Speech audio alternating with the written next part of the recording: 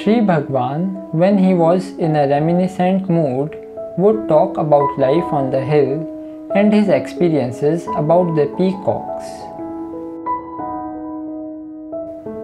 One day, he talked about a particular peacock which was with him in Skandashram.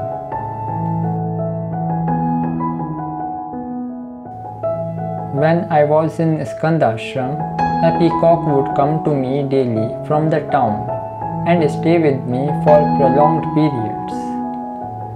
The owner used to come and take him home.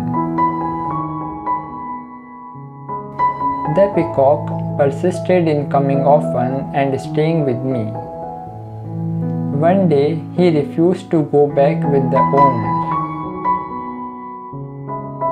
The owner perhaps lost his patience and suddenly burst out humorously. "Swami, give me money and take this peacock. Of what use it is to me when it does not stay with me but is always found in your presence?" I told him, "Why should I do so? Where am I go for the money? I am a penniless Swamiyar with a piece of copinam. You can take your peacock away.